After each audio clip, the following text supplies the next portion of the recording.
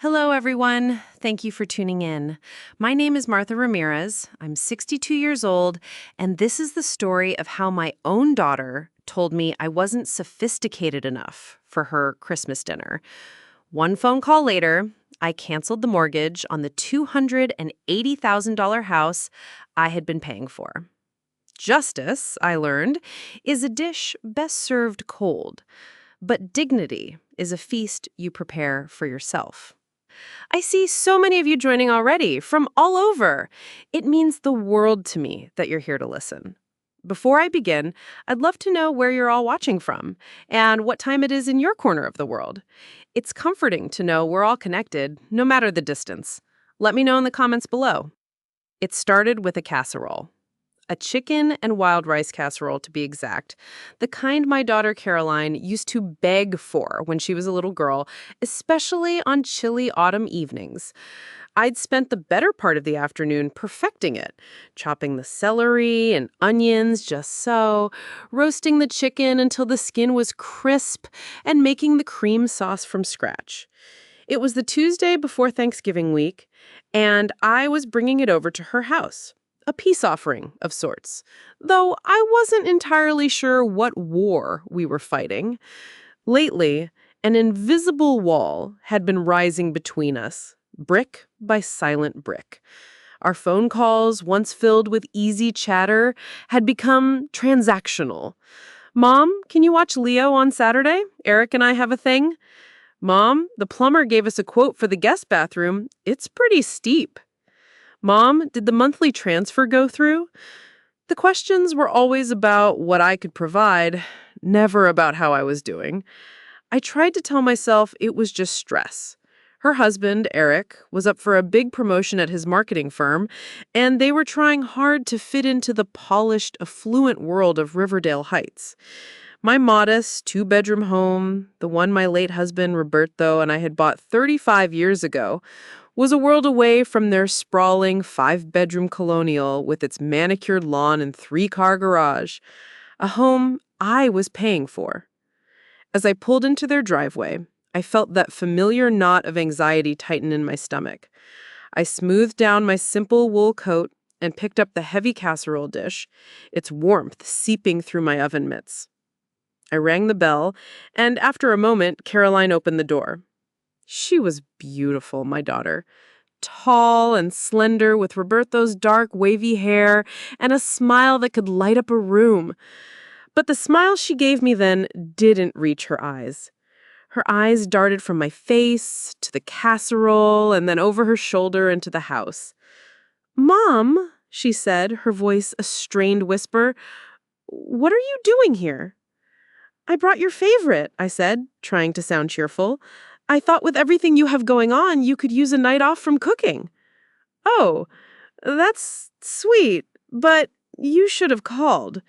She didn't move to let me in. She stood in the doorway, a living barrier.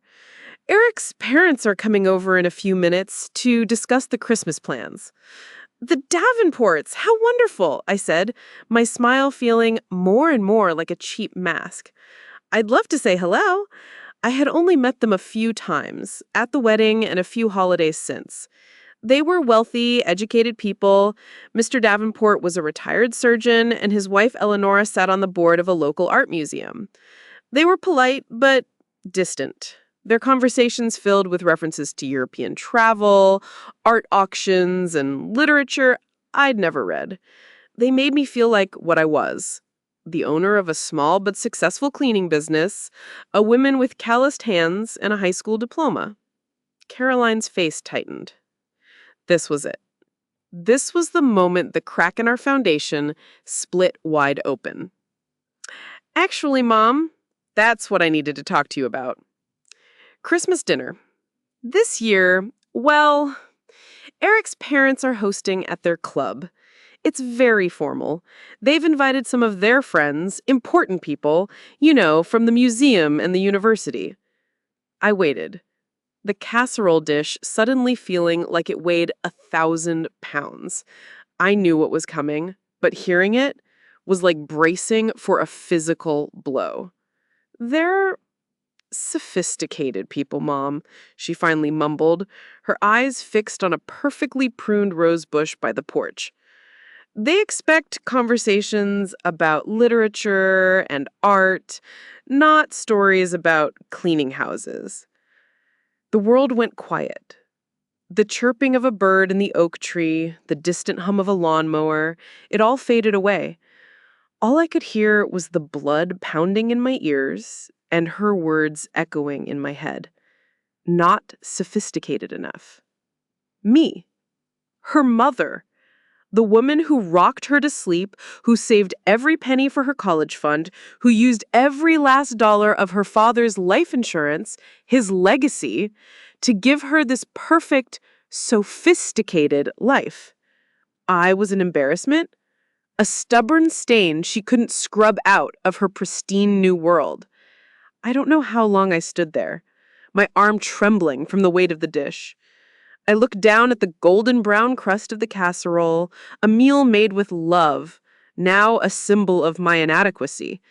I looked back up at my daughter's face, a face I knew better than my own, and saw a stranger. A cold, hard clarity washed over me. The pain was still there, a sharp shard of glass in my heart, but underneath it, something else was forming, something solid and unyielding. It was the quiet, fierce dignity of a woman who had worked for everything she had, a woman who had sacrificed everything for a daughter who was now ashamed of her.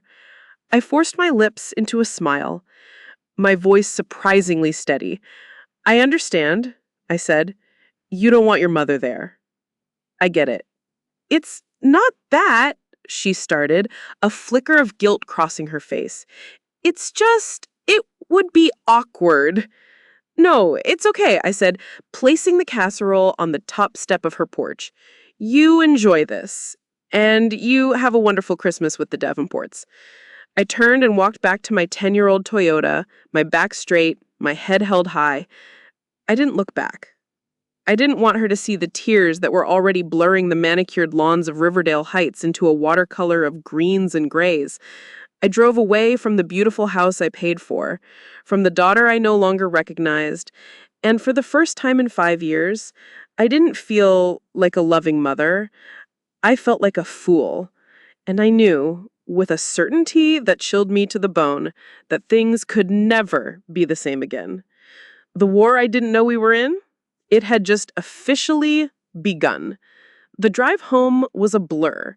I gripped the steering wheel so tightly my knuckles were white, my vision swimming with unshed tears. When I finally pulled into my own driveway, the sight of my small, familiar house was both a comfort and a reproach. It was a house built on love and hard work, not appearances. What had I been thinking, trying to buy my daughter a life that looked down on everything Roberto and I stood for? Inside, the silence was deafening. I walked through the rooms, my hand trailing along the furniture Roberto and I had picked out together. His favorite armchair was still in the corner, a little worn on the arms. His picture smiled at me from the mantelpiece, a big, warm smile that had always made me feel safe. Tonight, it just made me feel achingly alone. "Oh, Roberto," I whispered to the empty room. "What have I done?" I sank into the armchair, the grief and humiliation washing over me in waves. For 5 years, since Roberto's funeral, I had been living in a fog of self-deception. I'd told myself that funneling my savings and his life insurance into Caroline's life was what he would have wanted. It was my way of continuing to care for our family, of keeping his legacy alive. But this wasn't a legacy. This was enabling. My sister, Rosa, always said I was too soft on Caroline. Rosa, my older sister by 3 years, was practical and no nonsense. She had gone through a messy divorce a decade ago and had learned to stand on her own 2 feet with a resilience I always admired. She'd raised her 2 kids to be respectful and hardworking, and they didn't live in a fancy neighborhood. They lived in the real world. I needed to talk to someone who lived in the real world too. I picked up the phone and dialed her number. "Martha? Is everything okay?" she answered, her voice immediately laced with concern. I guess she could hear the tremor in my silence. "No," I choked out, the single word breaking the dam. The whole story came tumbling out. The casserole, the Christmas dinner, the sophisticated in-laws, and Caroline's crushing words. I expected sympathy, and I got it, but it was wrapped in a layer of steel. "I see," Rosa said, her voice grim. "So, it finally happened. The pot boiled over." "What do you mean?" "Martha, I love you, but you've been blind. I've been trying to tell you for years. Caroline takes you for granted. She and that husband of hers, they see you as an open wallet, not a mother. They love what you provide, not who you are. I've seen the way she talks to you at family gatherings, like you're the hired help." Her words were harsh, but they were true. I had made excuses for every little slight, every forgotten birthday, every dismissive comment. I had told myself she was just busy. But Rosa was right. It wasn't busyness, it was a fundamental lack of respect. "What do I do, Rosa?" I asked, my voice small. "You stop," she said simply. "You just stop. You are not their personal bank. You are Martha Ramirez, a woman who built a business from nothing, a woman who deserves respect." After we hung up, I felt a strange sense of calm settle over me. The pain was still there, but Rosa's words had given it a shape and a purpose. I walked into the spare bedroom, which I used as a small office, and pulled a heavy cardboard box from the top of the closet. It was filled with old files, tax returns, and bank statements. I hadn't looked at it in years. I sat on the floor and opened it. The smell of old paper and ink filled the air. Inside, beneath a stack of receipts for my business, was a smaller, floral pattern box. Roberto's box. It held his military service medals, a few old photos, and a bundle of letters he had written me when he was stationed overseas early in our marriage. My fingers trembled as I untied the faded ribbon. I pulled out a letter, the paper soft and thin with age. It was dated May 1985, just after Caroline was born. I unfolded it carefully. "My dearest Martha," it began. Holding Caroline for the first time was the most terrifying and wonderful moment of my life. Looking at her tiny face, I made a promise to myself and to you. I promised to work my fingers to the bone to give her everything we never had. A good education, a safe home, a life without worrying about where the next meal is coming from. All I ask, all I hope, is that she grows up to be a good person. That she never forgets where she came from or the value of a dollar earned with sweat and honesty. I hope she has your heart, my love. That is the greatest inheritance we could ever give her." Tears streamed down my face, dripping onto the fragile paper. This was it, the real legacy. It wasn't the insurance policy, the number in a bank account. It was the values we lived by. And I had let my daughter and the life I had bought for her trample all over them. This was no longer just about a canceled Christmas dinner. This was about my husband's memory.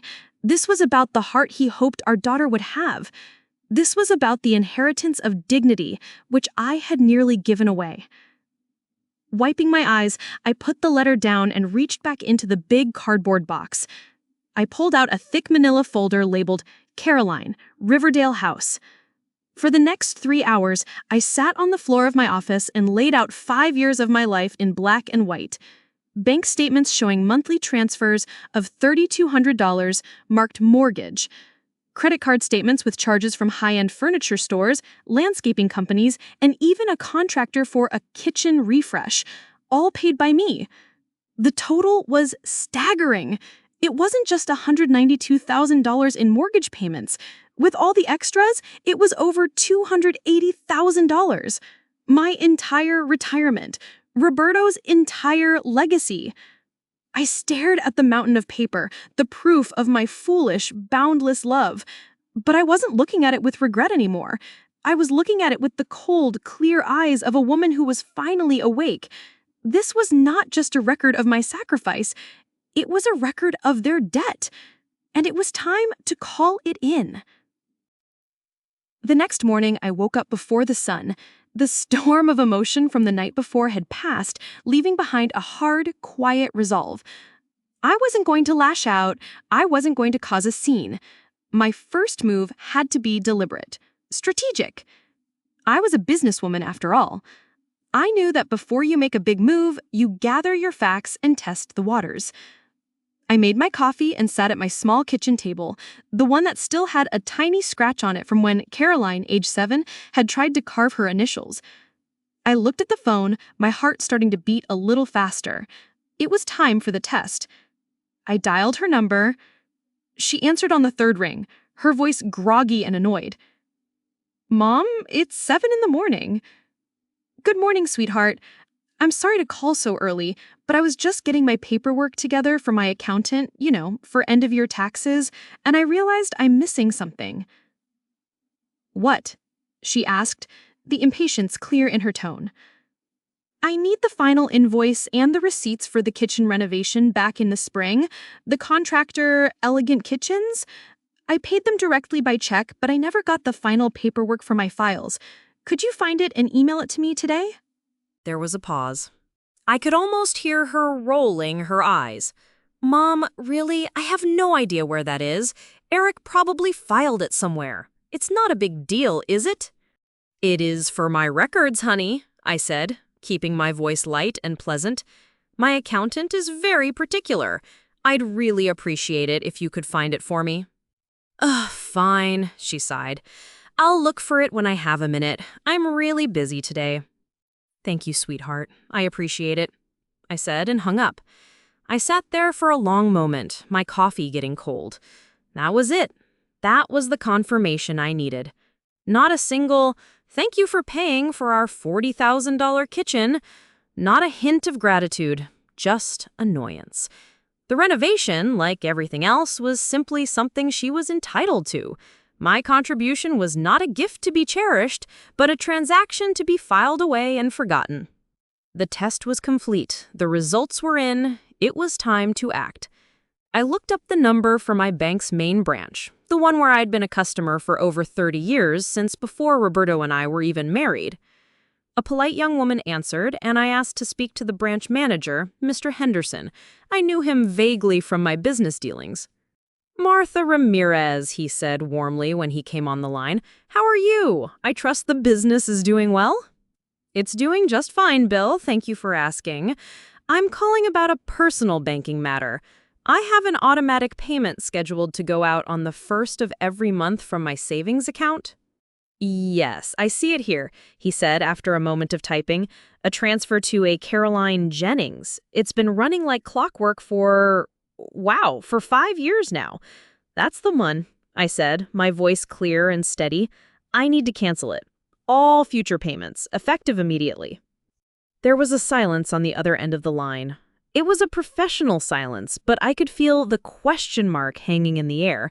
This was a significant, long-standing arrangement being severed without warning. People didn't just stop paying someone's mortgage on a whim. "Cancel it?" he repeated carefully. "As in permanently?" "Permanently," I confirmed. "I trust this can be handled today?" "Of course, Martha, absolutely. I just need to confirm your identity with a few security questions, and then I can process the cancellation.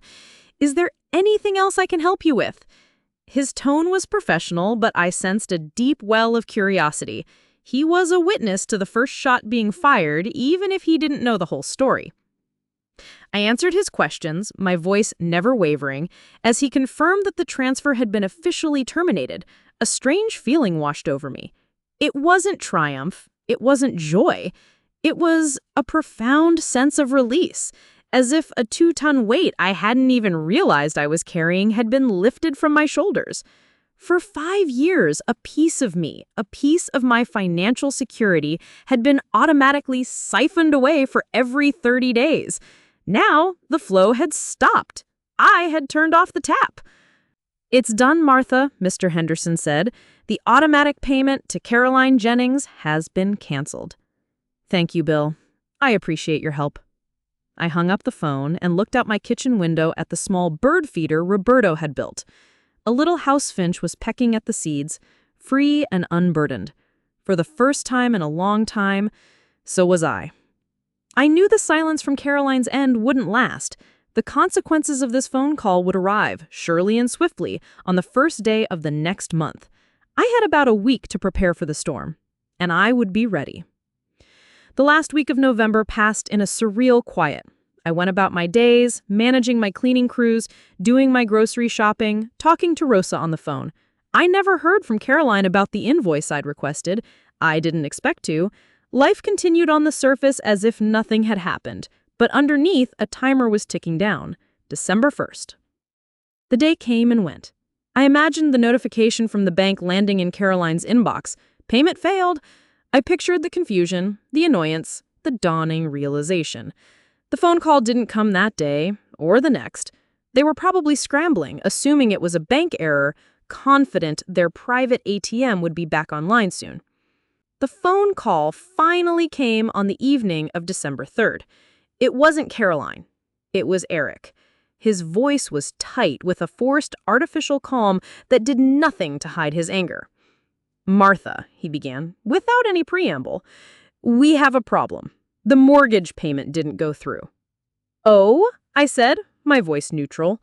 I was pruning the dead leaves off my prize-winning African violets. "Yes, it is odd," he snapped, the facade already cracking. "Caroline said you talked to her. She said you canceled it. Is this some kind of joke?" "No, Eric," I replied calmly, snipping off a withered leaf. "It's not a joke. I did cancel it." I could hear him sputtering on the other end. You what? Why? What the hell is going on? We have bills to pay. Do you have any idea how much our property taxes are? We have a promotion party for me to plan." The sheer entitlement in his voice was breathtaking. Not a single "thank you for the 5 years of payments," just rage that the river of free money had run dry. "Yes, I imagine you do have bills to pay," I said. "It's part of owning a home." "This is not happening," he hissed. "You can't just do this. We had an arrangement." "No, Eric. I had an arrangement with myself. An arrangement to help my daughter. An arrangement I have now chosen to end. My financial situation has changed, and I need to look after my own retirement." "Your financial situation? You own a business," he scoffed. "What changed? Did you decide to buy a yacht?" "Something like that," I said, my voice hardening. "I decided to invest in my own dignity.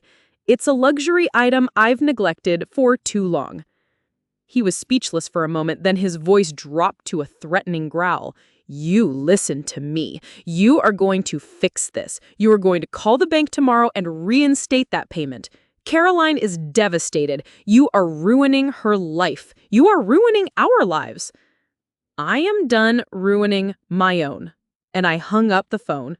My hands were shaking, but not from fear. It was adrenaline. The confrontation I had been dreading was over, and I had not backed down. An hour later, my doorbell rang. Not a polite chime, but a furious, insistent series of jabs. I looked through the peephole. It was them. Caroline, Eric, and standing behind them, looking distinctly uncomfortable and imperious, were Mr. and Mrs. Davenport. They had brought in the heavy artillery. I took a deep breath, smoothed my apron, and opened the door. "What is the meaning of this, Martha?" Mr. Davenport boomed, stepping forward as if he owned my porch. He was a tall man, used to being in charge, and his voice was the voice of a surgeon who never had his orders questioned. Caroline rushed past him, her face blotchy and tear-strained. "Mom, how could you? Eric told me what you said, after everything we've been through." "Everything we've been through?" I thought. "You mean everything I've paid for?" "Please, come in," I said, my voice betraying none of my inner turmoil. I led them into my small, clean living room. It suddenly felt claustrophobic with their expensive cologne, their designer coats, and their collective outrage. They stood in a cluster, a united front of disapproval. Eleanor Davenport looked around my living room, her eyes lingering for a moment on a slightly faded photograph of Roberto, a look of fate disdain on her face. "Martha," she said, her voice like ice, "I think there has been a serious misunderstanding. My son and Caroline have built a life, a community in Riverdale Heights. They have obligations, a certain standard to maintain. What you are doing is, well, it's incredibly disruptive." "You are right, Eleanor," I said, looking at each of them in turn. "There has been a serious misunderstanding. You all seem to be under the impression that I am responsible for maintaining that standard of living. That was my mistake, for letting you believe it for so long. But the misunderstanding is now over." Caroline started to sob. "But why? Is it because of Christmas? I told you it was complicated. I can talk to them. We can figure something out." I looked at my daughter, and for a moment, the old ache returned, but it was quickly replaced by a cold resolve. "This isn't about one dinner, Caroline. This is about 5 years of dinners. 5 years of mortgages, renovations, and vacations that I have funded while being treated not like a mother, but like an employee whose services were no longer required when more sophisticated company came along." Eric stepped forward, his face red with fury. "That's not fair. We always appreciated." "Appreciated what, Eric?" I cut him off. "The money? Because you certainly didn't seem to appreciate the person it came from. Now, I believe you all know the way out. I have violets to water." They stood there, stunned into silence by my audacity. The quiet, accommodating Martha was gone. In her place was a woman they didn't recognize, a woman who was calmly showing them the door to a life they would now have to pay for themselves. For a few days, an eerie silence fell. I knew it was the calm before a much larger storm. People like the Davenports didn't just accept defeat. They weren't used to the word no. They didn't argue, they acted. They didn't raise their voices, they lowered the boom. The first shot in the rich man's war arrived not as a furious phone call, but in a crisp, white envelope from the very bank where Mr. Henderson worked. It was a formal letter informing me that due to a review of my commercial accounts, the terms of my small business loan were being re-evaluated. They were requesting a full, updated financial disclosure, including my client list and projected income for the next 2 years. It was a standard procedure, the letter claimed, but I had been with that bank for 30 years. My loan was in perfect standing. This wasn't standard. This was a warning shot fired directly into the heart of my livelihood. Mr. Davenport was showing me that his reach extended far beyond his fancy country club. He could touch my life in ways I hadn't imagined. My heart hammered against my ribs as I read the letter. This was a different kind of fear. Humiliating me in front of family was one thing.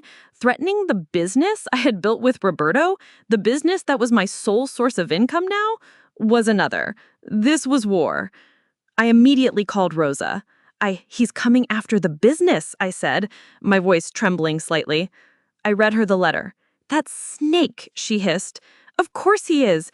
People like that, they don't fight fair, Martha. They find your weak spot and they press until you break. What are you going to do?" "I'm going to fight back," I said, the fear solidifying back into resolve. "I'm not going to fight his way. I'm going to fight my way." The second shot came a few days later.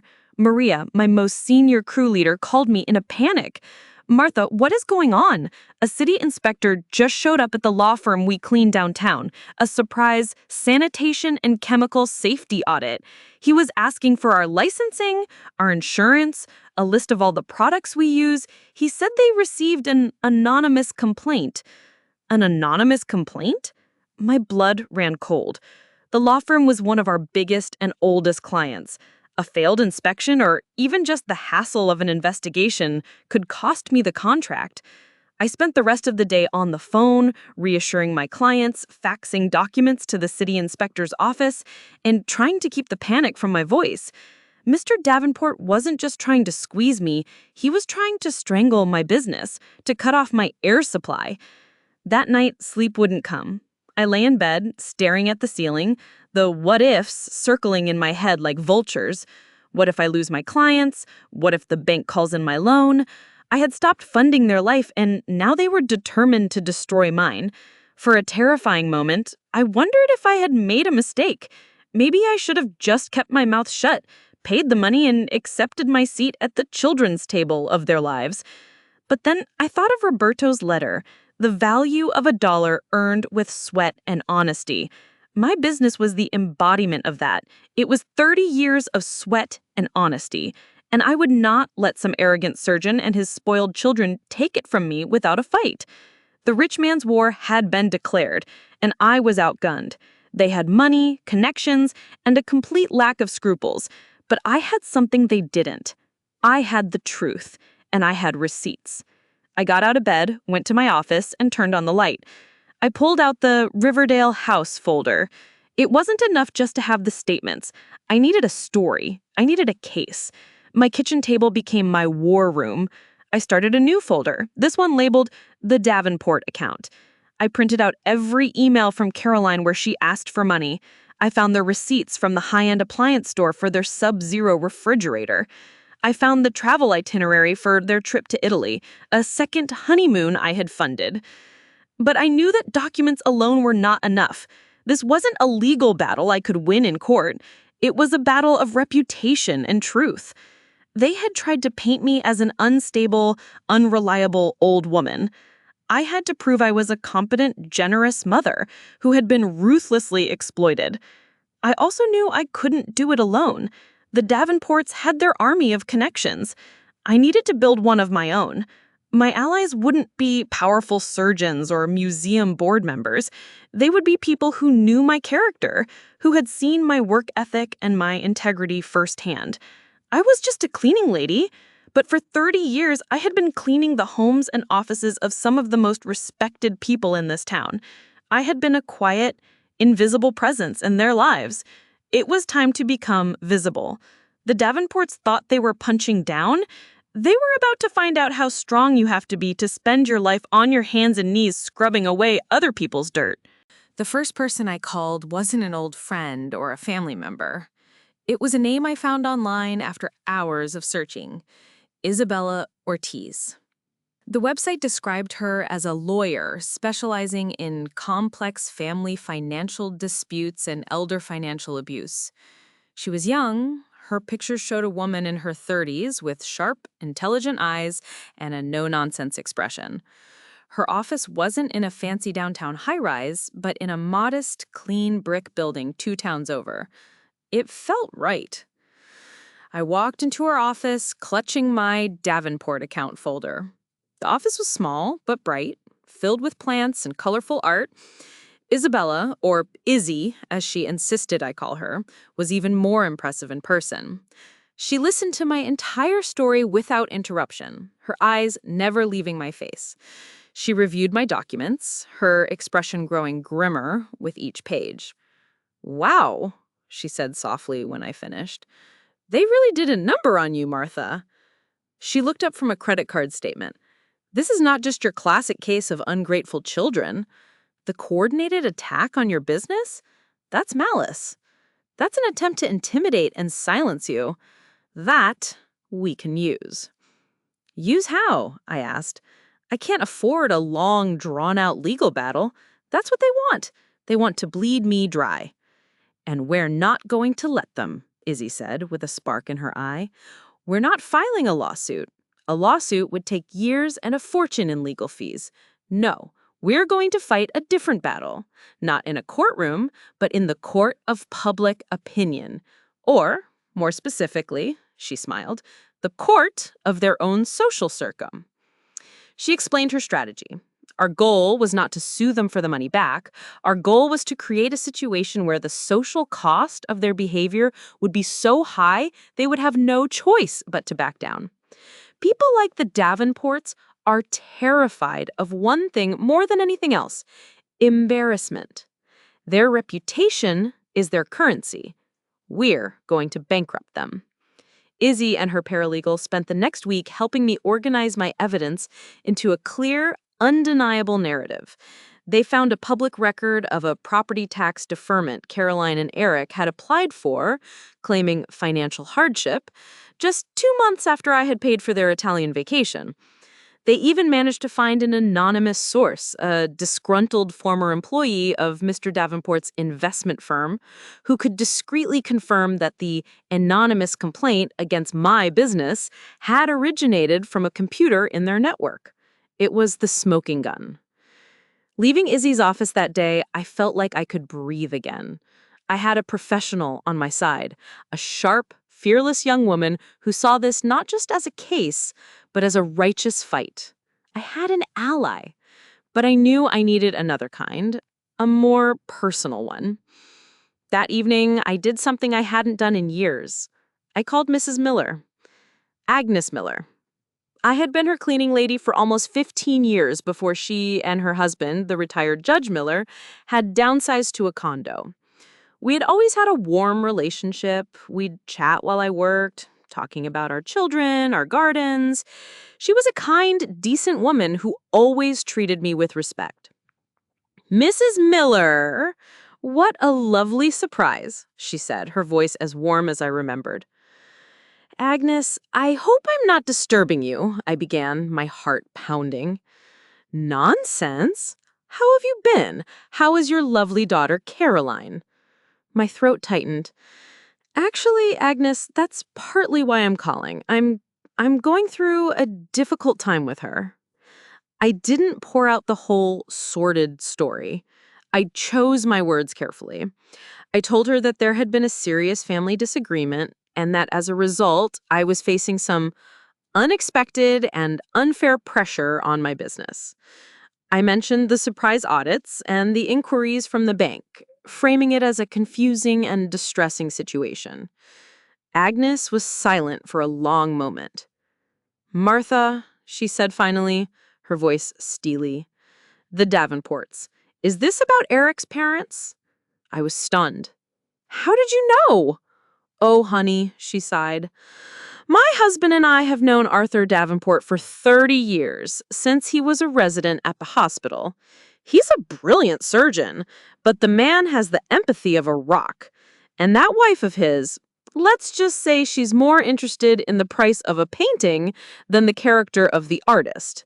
I am so sorry you're caught up with them." Then she said the words that changed everything. "You know, Arthur and Eleanor are hosting their big Christmas Eve party again this year. Frank, my husband, and I always get an invitation. We usually decline. It can be a bit stuffy. But you know what? I think this year we'll go." I couldn't speak.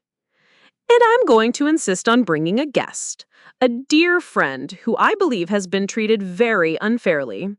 Would you be my guest, Martha?" Tears welled in my eyes. Here was a woman of stature, of true class, offering me her protection and her solidarity. It was an act of profound kindness. I don't know what to say, Agnes." "Say you'll come," she said. "Wear something nice and hold your head high. Sometimes the best way to deal with bullies is to show up in the middle of their party and look them right in the eye." I had my alliance, a sharp lawyer and a respected judge's wife. One to prepare the ammunition, the other to get me through the door.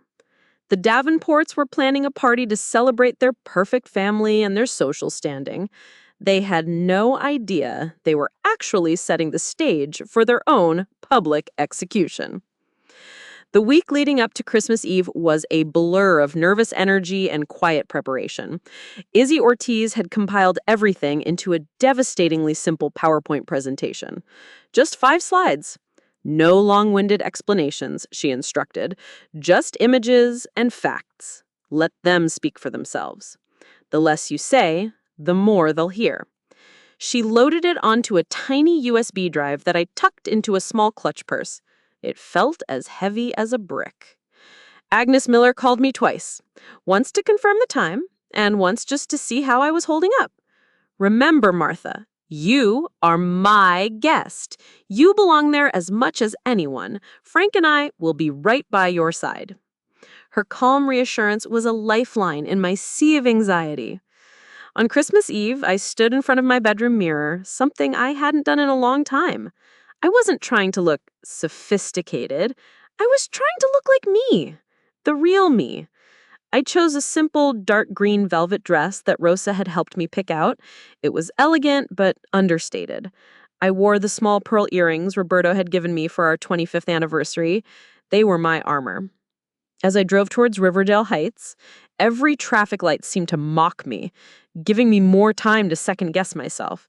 What if this was a terrible mistake? What if they just laughed me out of the house? What if I lost my nerve? I pulled over to the side of the road, my hands shaking on the steering wheel. I closed my eyes and took a deep breath, picturing Roberto's smiling face, his letter, the look of cold dismissal on Caroline's face. This wasn't just for me. This was for the truth. I put the car back in drive. The Davenport house was ablaze with light. Valets in smart red jackets were parking a line of expensive cars. As I pulled up, a young man rushed to open my door. For a moment, he looked confused, his eyes darting from my old Toyota to the BMWs and Mercedes surrounding it. I just smiled, handed in my keys, and walked towards the grand entrance as if I did it every day. The front door was open, and the sound of classical music and polite chatter spilled out. The house was decorated to perfection, a massive Christmas tree sparkling in the foyer. And standing there to greet guests were Caroline and Eric. The smiles froze on their faces when they saw me. Caroline's champagne flute tilted precariously in her hand. Eric's face went pale, then flushed a dark, angry red. "Mom!" Caroline hissed, rushing towards me. "What on earth are you doing here? You can't be here." "I believe I can," I said calmly, my eyes scanning the room over her shoulder. "I'm a guest of Agnes Miller." Right on cue, Agnes and the judge emerged from the crowd. Agnes beamed and took my arm. "Martha! There you are! We were just about to look for you. Caroline, dear, your mother looks absolutely lovely, doesn't she, Frank?" Judge Miller, a tall, imposing man with kind eyes, gave me a warm, reassuring nod. "A pleasure to see you, Martha." Caroline and Eric were trapped. They couldn't make a scene without offending the Millers, who were clearly esteemed guests. Caroline forced a tight, brittle smile. "Of course. Welcome, Mom." Eric just glared at me over her shoulder, his eyes promising retribution. Agnes squeezed my arm. "Deep breaths," she whispered as she led me into the main drawing room. "The hardest part is over." The room was packed with people in expensive suits and glittering dresses. I saw Mr. and Mrs. Davenport holding court by the fireplace, laughing with a group of people. Mr. Davenport caught my eye from across the room. His smile vanished, replaced by a look of pure, cold fury. He knew this was no coincidence. He excused himself and started making his way through the crowd towards me. My heart began to pound. This was it, the confrontation. But before he could reach us, Judge Miller stepped forward slightly, placing a hand on my shoulder in a subtle gesture of protection. He engaged Mr. Davenport in a conversation about local politics, his body language creating an impassable barrier. Mr. Davenport was stuck, forced to make polite conversation while shooting daggers at me with his eyes. I spent the next hour by Agnes's side, a glass of sparkling water in my hand. She introduced me to a few people simply as my dear friend Martha, and no one asked what I did or where I lived. They just smiled and wished me a Merry Christmas. For the first time, I was in their world, but on my own terms. I wasn't the cleaning lady or the embarrassing mother. I was a guest of honor, and I was waiting for my moment. The moment came, as Izzy had predicted it might, during the toasts. After the clinking of glasses and murmurs of Merry Christmas, Arthur Davenport stood before the grand marble fireplace, his chest puffed out with pride. He raised his glass, To family, he began, his booming voice filling the room. The most important institution. A legacy of values we pass down through the generations. Eleanor and I are so proud of the life our son Eric and his lovely wife Caroline are building. A life of integrity, hard work, and success. They are a testament to the Davenport values. He smiled smugly, and the room erupted in polite applause. Caroline beamed at him, a look of pure adoration on her face. My stomach turned. Integrity? Hard work? The hypocrisy was so thick I could choke on it. This was my cue. As the applause died down, I set my water glass on a nearby table and took a step forward.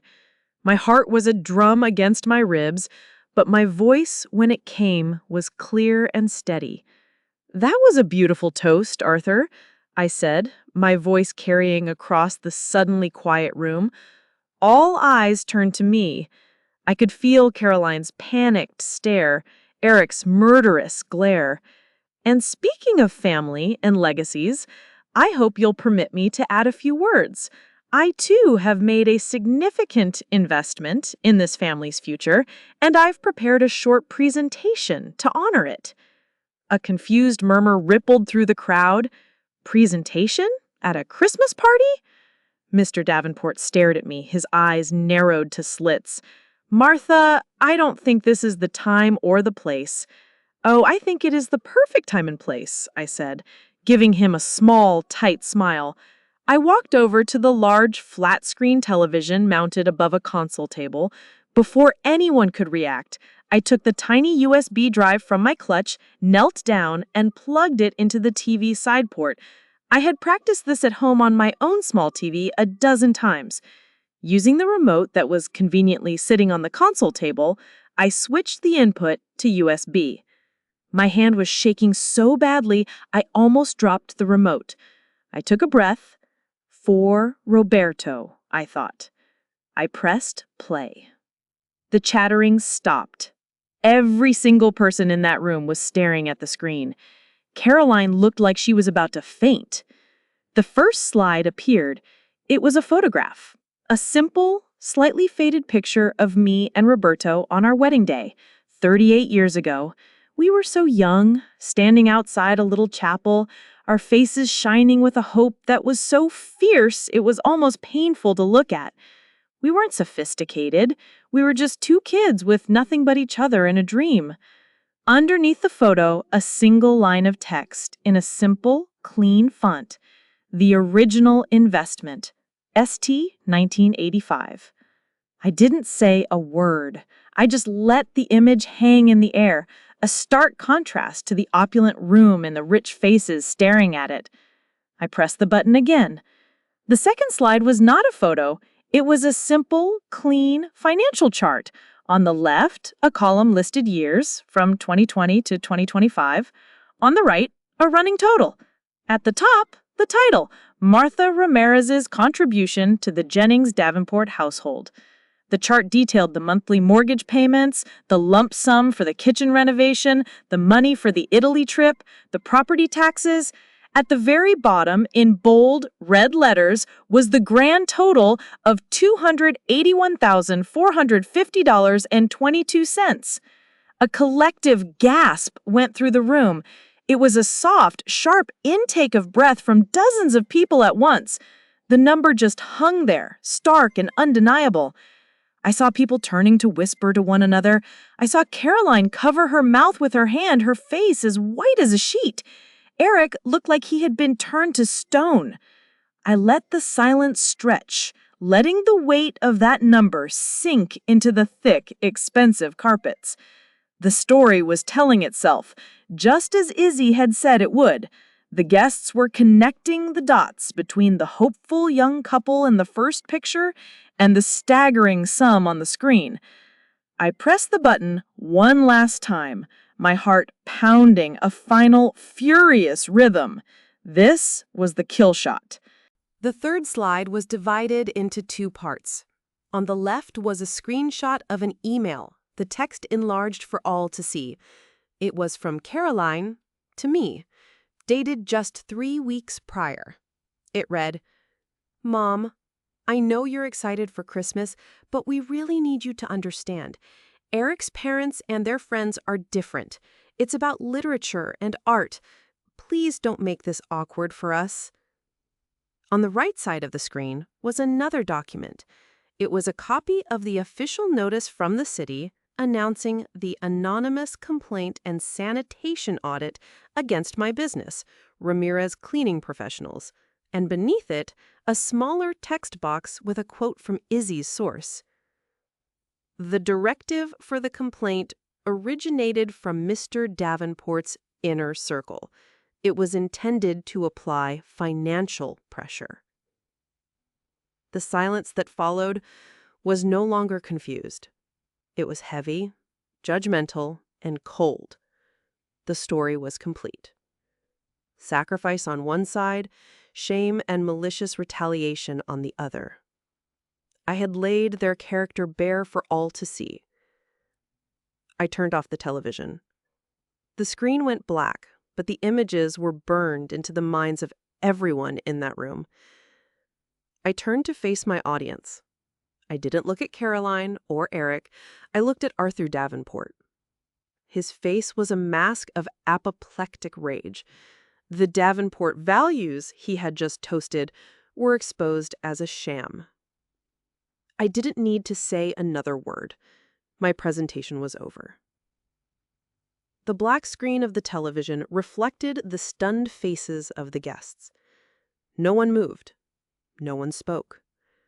The air was thick with a toxic cocktail of shock, embarrassment, and dawning comprehension. In the span of 90 seconds, I had rewritten the narrative of the entire evening. The hosts of this glittering party were no longer pillars of the community.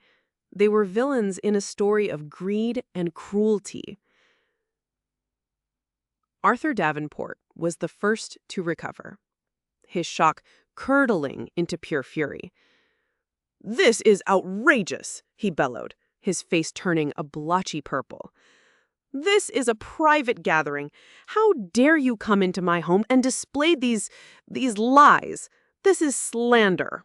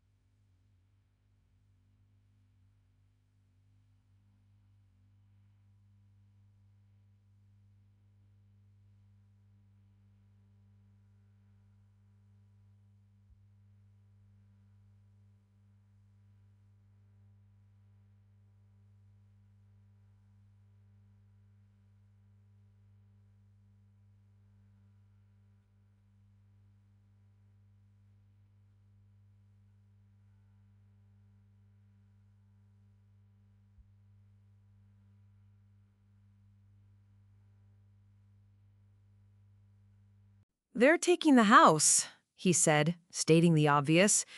We have to be out by the end of the month. We're moving into a small apartment across town. He paused, his gaze finding mine. I came here to apologize, Martha, for everything. I was a fool. I was arrogant and I was weak. I let the money and the lifestyle, I let it blind me. I am so, so sorry for the way I treated you, for the way we treated you. The apology seemed genuine. The desperation in his eyes was real. The old Martha, the fixer, the soft heart, felt a flicker of pity. But the new Martha, the woman who had fought for her own soul, knew the difference between compassion and capitulation. I hear you, Eric, and I believe you are sorry. And for what it's worth, I forgive you. A wave of relief washed over his face. Thank you, Martha. Thank you. Does that mean... Could you possibly help? Just a small loan to help us get back on our feet. And there it was, the real reason for his visit. I held up a hand, gently but firmly. No, Eric. Listen to what I said. I forgive you for hurting me, but forgiveness doesn't mean I will go back to enabling you. The consequences of your choices are your own.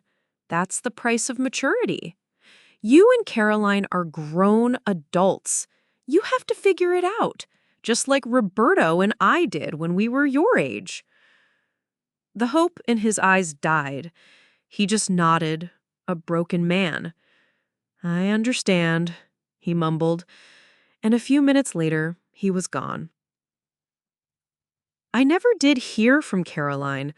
No apology, no angry confrontation, just silence.